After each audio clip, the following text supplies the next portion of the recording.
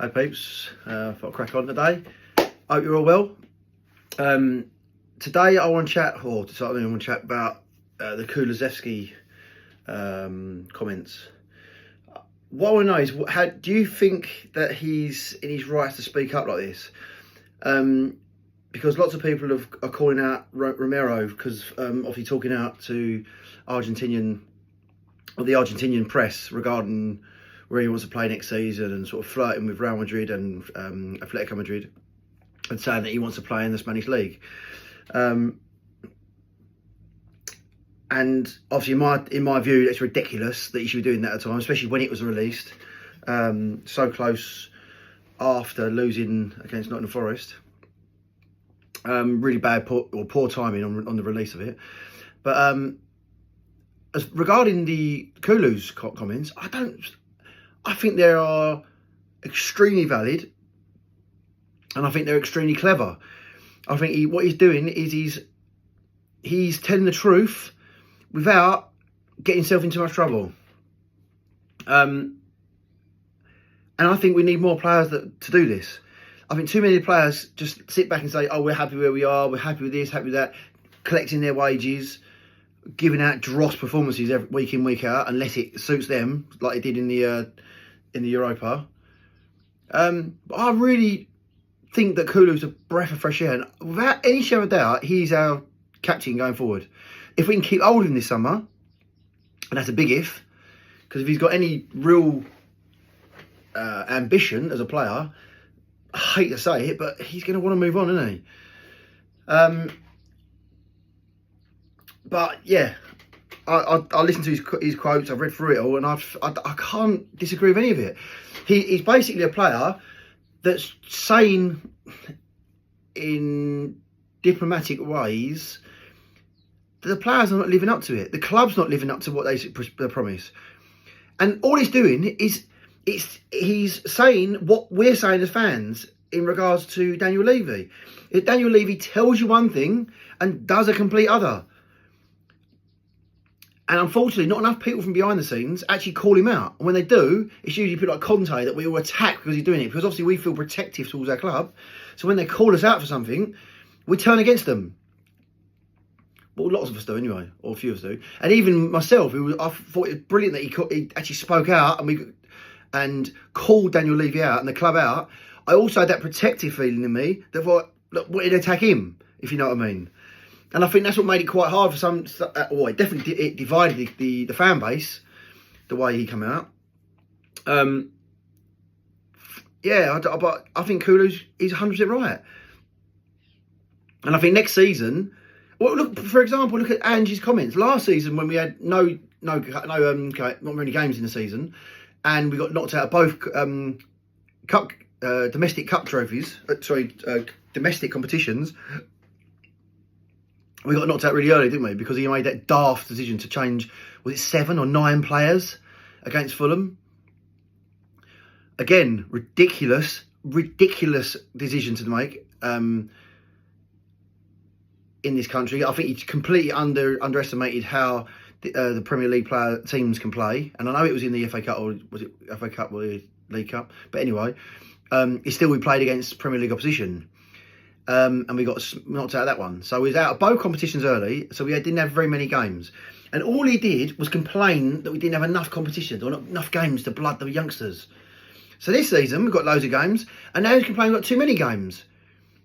And the injuries, and Kulu's called him out, and to be fair, he's said himself that he prepared wrong in the off-season, and leading into this season, he underestimated how difficult it would be.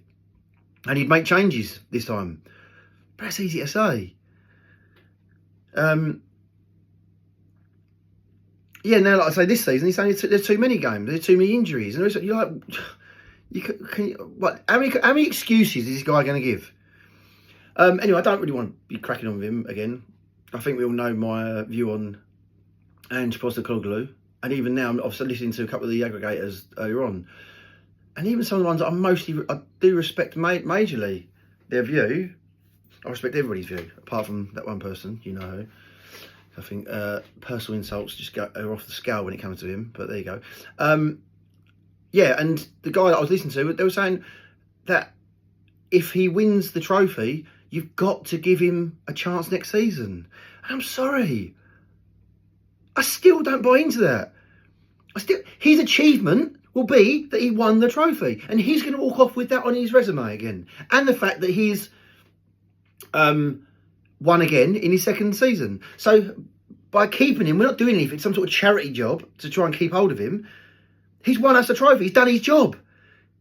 He hasn't done his job in a domestic season. He has done the worst of any manager of all time, and probably will at the end of the season. Well, definitely will at the end of the season, because we're not beating Liverpool. And if we don't achieve, I think it's 8 points more this season, then that is our worst ever Premier League or league finish in points regarding the points.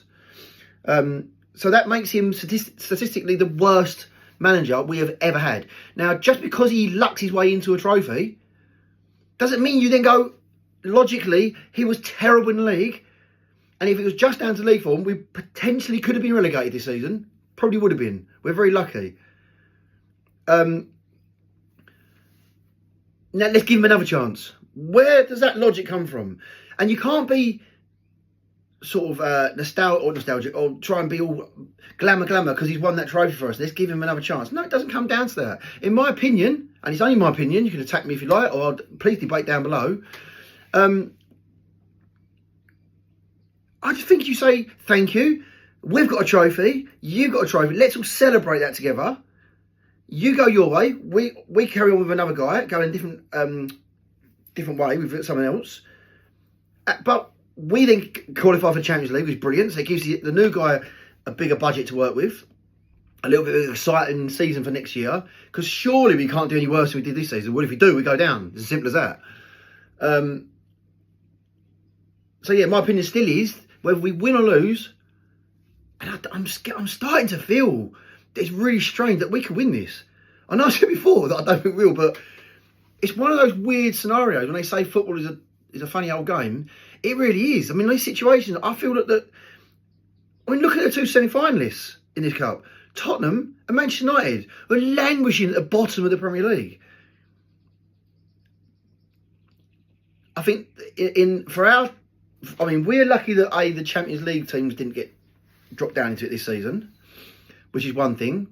And also, I think the European Challenge has not been very good this season. But, my God, if we win that trophy, I said before, I'll be running and jumping and crying and drinking down Tottenham High Road for the night. I'll probably be camping on the high street, waiting for that was it Topless Bus, is it? Topless Bus tour that come down there. It would make it quite awkward I don't think it would be quite awkward for Postecoglou to be on that. But because he's won it, he's there, and we want to celebrate together as a team, manager and everything. But again, as soon as the season finishes, bang, shake his hand. He goes his way with that trophy still on his CV, resume, however you want to say it. And we go off with a trophy that we've been longing for so long. Then we move on. But yeah, so I'm going to be going. I'll be at the Crystal Palace game, by the way. I'm not sure if I'm going to go into the game yet because I've got tickets, but I've got a couple of mates that it's their birthday, so I might just let them have the tickets, and I might go and watch it in the pub if anyone fancies watching it with me, in the Bricklayers Arms.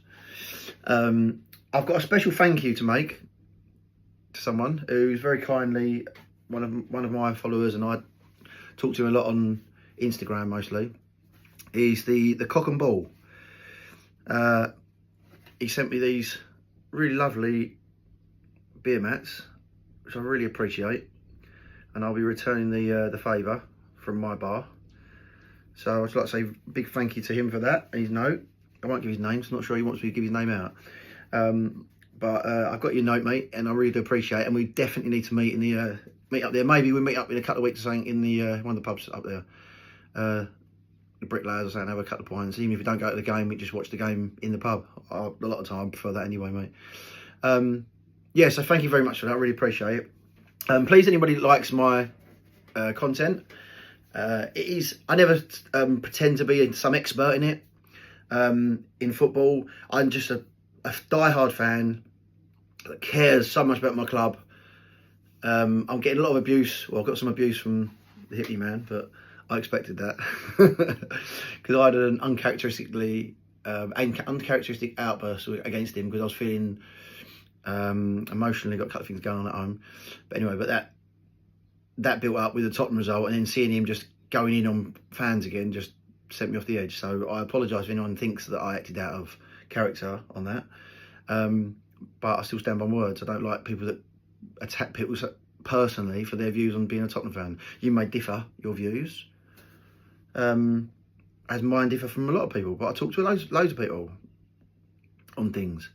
I'm very much leave you out, but I also like to listen to arguments in. I don't go with them at all. I don't see any argument for it, but I can converse with all different people. I don't like people who just go on there and pretty much 80% of their content is slagging off other fans. Sorry, I don't buy into that. So if that alienates me to some of you, then fair enough. But I don't like. I'm normally pretty fair-minded, open-minded, and I think a nice guy to have a beer with anyway. Anyway, yeah. So that's the end of that bit. I'd like to say, like, subscribe, and comment below please on any of the topics I spoke about today. I'll be doing another short video as well after this to talk about a couple of other things to try and stimulate a bit of conversation. It seems to be I'm getting more conversations in Instagram recently, so funny enough. But yeah, anyway, so I'm going to go now because I'll go and do some bits and bobs. Yeah, please like and subscribe, and I'll see you soon. I love you all. Come on, you Spurs!